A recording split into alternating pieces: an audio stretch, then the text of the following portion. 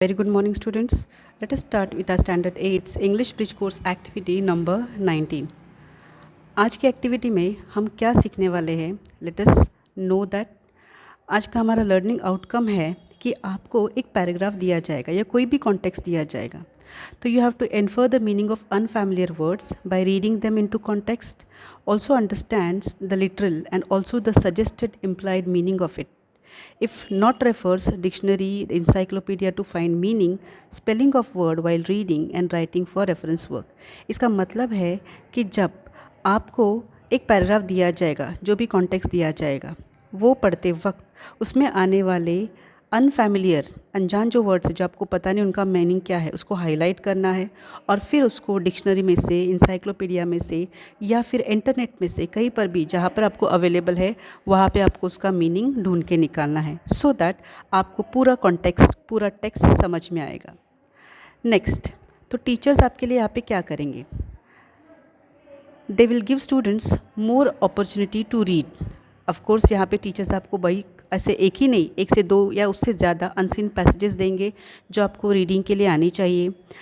Then teachers will provide students with authentic dictionaries and teach them how to search, read and use the dictionary. तो यहाँ पर आपको बताया जाएगा कि डिक्शनरी कैसे यूज़ करनी है. अगर आपके पास हार्ड कॉपी यानी डिक्शनरी है हाथ में यूज़ करने के लिए तो आप वो इस्तेमाल कर सकते हैं ऑफलाइन या फिर ऑनलाइन भी. See if possible you can be provided with cell phone with internet connection to the students.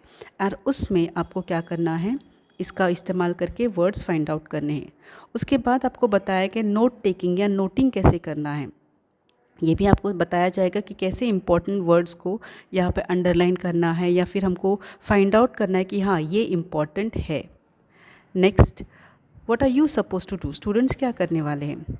You will make notes of important points, incidences, events from the text. यानी अगर आपको दिया गया पैराग्राफ अच्छा खासा बड़ा है जिसमें कोई इंसिडेंट्स है, कोई इवेंट है, तो हमको क्या करना है, उसका नोट करना है, उसको नोट करना है, उसको अंडरलाइन करना है अनफैमिलियर वर्ड के साथ. जो हमको पता नहीं है वर्ड्स, ऐसे वर्ड्स को अंडरलाइन करना है. फिर try to relate the meaning of the underline word with reference to the context. फिर उस नए वर्ड का मीनिंग क्या भला हो सकता है, डिक्शनरी देखने से पहले हमको खुद रेफ़र करना है, उसको क्या करना है, रिलेट करना है, जोड़ना है कि क्या उसका मतलब ये हो सकता है. नहीं हुआ, then you can go for the dictionary. Then look for the pronunciation and use of the word in sentences. Dictionary में आपको उसका प्रोनाउंसिएशन भी दिया जाता है और उसका यूज़ कैसे करना है वो भी दिया जाता है. फर्दर आपको एक्टिविटी दी गई है. देखो now, there is a paragraph given to you. हमको ये ध्यान से पढ़ना है. इसमें जो जो डिफ़िकल्ट वर्ड्स है उसको अंडरलाइन करना है और फिर कैसे स्टेप बाय स्टेप जाना है ये मैटर आपको यहाँ पे सॉल्व करके दिया गया है. So let us read the paragraph. Many people who are looking to get a pet dog get a puppy. There are many reasons why people get puppies. After all, puppies are cute, friendly, and playful. But even though puppies make good pets, there are good reasons why you should consider getting an adult dog instead. तो यहाँ पर बताया गया है कि कैसे कई सारे लोग पेट डॉग यानी अगर घर में पालतू जानवर रखना है, स्पेशली कुत्ता रखना है, तो उसकी जगह पे बड़े कुत्ते की जगह पे छोटे पपी को लाया जाता है. वाई? उसके पीछे वजह क्या बताए?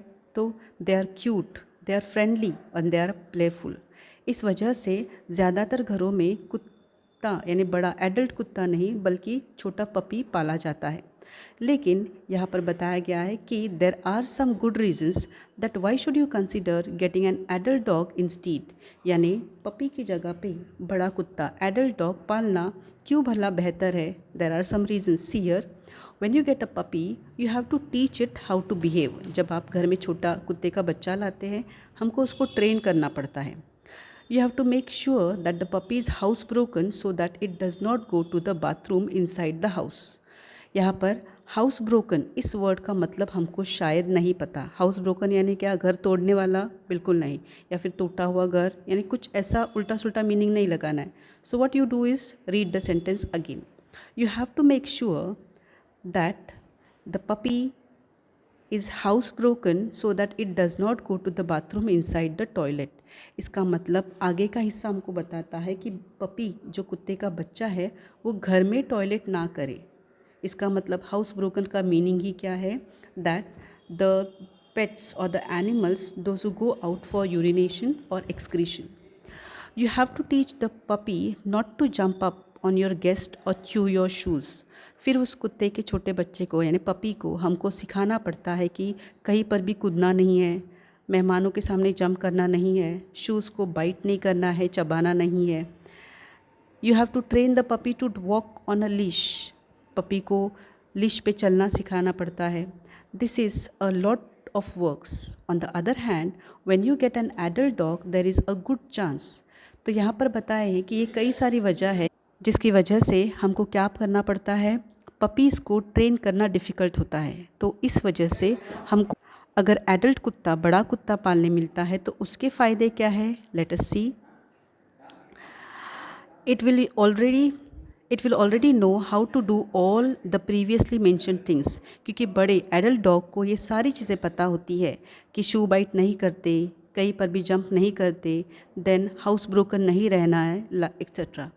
Many adult dogs have already been house broken. House broken यानी वहाँ पे देखो ये हाउस ब्रोकन होते, इसका मतलब वो लोग बाथरूम के लिए घर के अंदर नहीं जाते. Many adult dogs will not jump on or chew things that you don't want them to jump on or chew. यानी आप जो चाहते हैं कि कुत्ता ये चीज़ ना चबाए, किसी के सामने जंप ना करे, बड़े कुत्तों को यानी एडल्ट डॉग्स को ये सारी मालूमात होती है. Then many adult dogs will be able to walk on leash without pulling you to the other side of the street.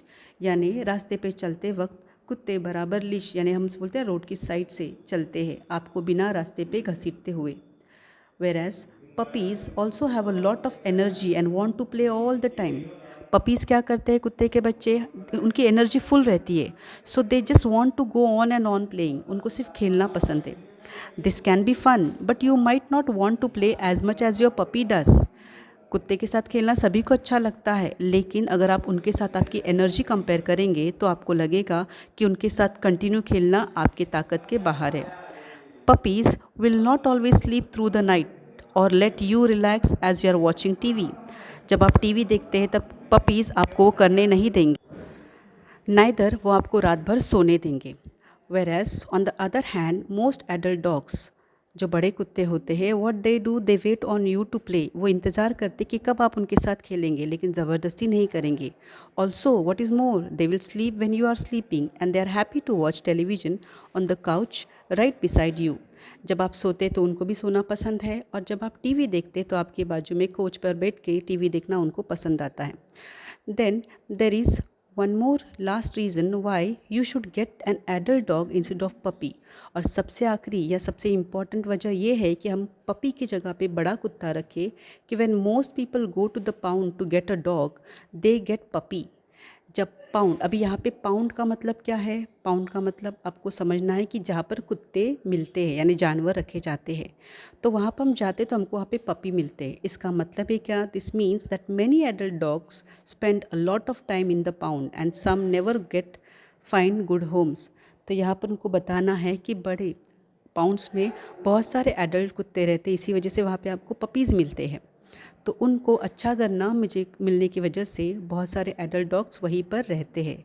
So if you are looking to get a good dog for a pet, you should think about getting an adult dog. They are good pets who need good homes.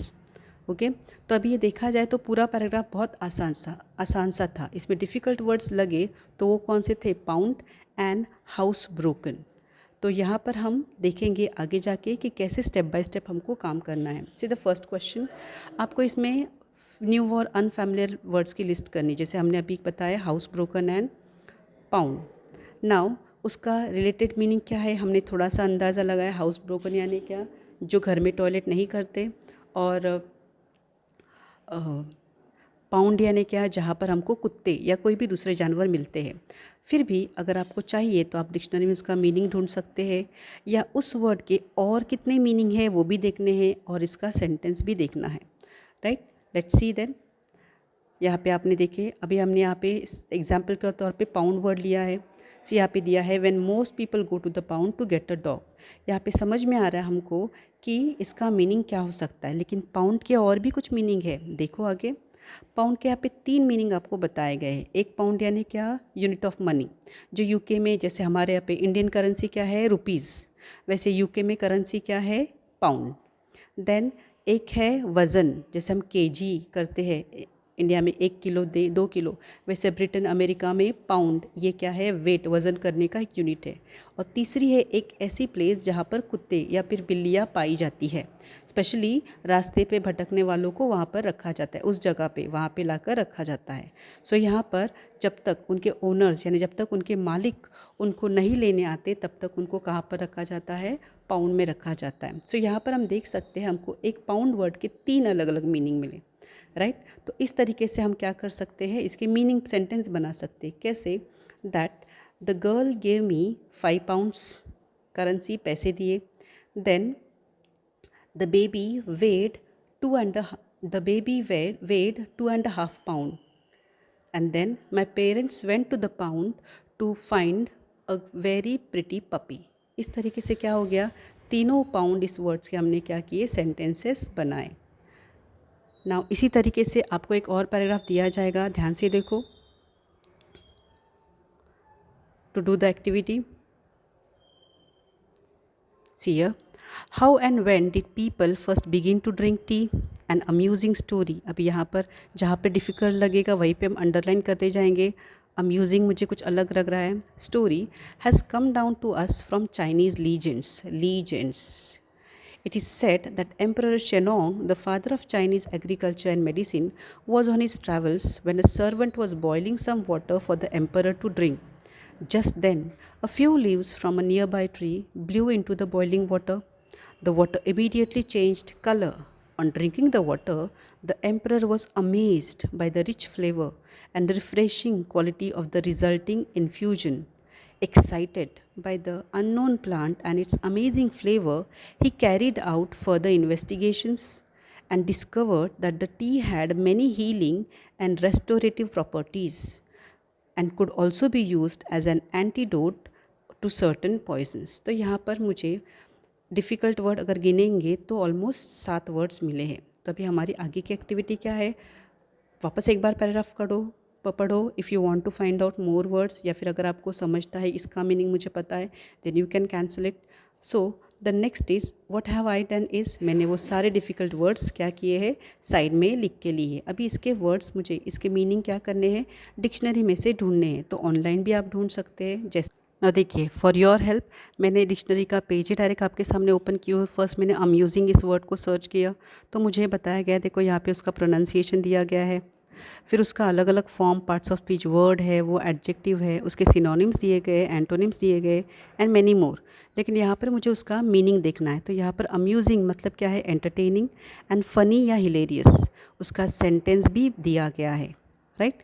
तो इस तरीके से हमको क्या करना है, words find out करने हैं। मुझे पहले अम्यूजिंग मिला, अम्यूजिंग का मीनिंग है क्या, एंटरटेनिंग, यानी आपको क्या करने वाला, एंटरटेन करने वाला, आपको फ्रेश करने वाला, ऐसा। सेकेंड, लीजेंड्स यानी क्या है, देखो लीजेंड्स यानी क्या है, a story, N unrealistic story depicting past events, यानी पुराने ज़माने के बारे में लेकिन अनरियलिस्टिक, रियल नहीं, इमेजिनरी।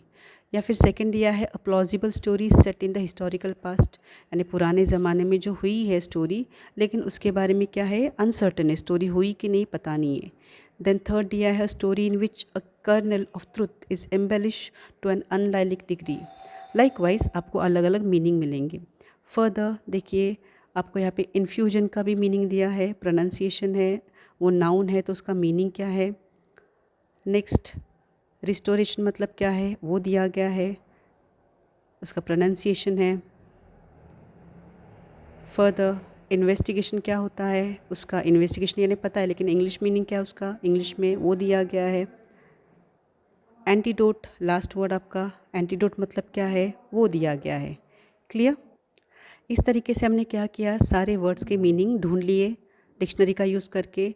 और अब जब हम वापस ये दिया गया पैराग्राफ पढ़ेंगे हमको वो और क्लियरली समझेगा। This is what we are suppose to do. हम जब भी इंग्लिश पढ़ते हैं सामने डिक्शनरी लेंगे, इफ़ पॉसिबल है ऑनलाइन डिक्शनरी सामने रखेंगे ताकि आप क्या कर सकते हैं, इमीडिएटली उसका मीनिंग ढूंढ के रीड करना है सेंटेंस को या पैराग्राफ को ताकि वो अच्छे से समझ में आए। नाउ उसी के बाद देखो आपको बताया गया कि इस तरीके से हमको क्या करना है, नए वर्ड्स को जानना है और उसके मीनिंग समझ के लेने हैं। ओके, सो यार जो वर्ड्स अभी मैंने आपको मीनिंग बताई, देखो यहाँ पर आपको बनाना है, चिट्स लिखने वगैरह है, तो जो वर्ड्स मैंने अभी आपको लिख के दी थी, स्क्रीन पे बताई मीनिंग, उसमें से मीनिंग आपको आपके नोटबुक में नोट डाउन करने हैं। And further for your help यहाँ पे कुछ ऑनलाइन पैसेजेस की लिंक भी दी गई है आपके दीक्षा ऐप पर, तो वो भी आपको चाहिए तो यूज़ कर सकते हैं। अदरवाइज़ जो पैराग्राफ हमने अभी एक किया है उतना ही काफ़ी है। That's it for the day. Have a good day.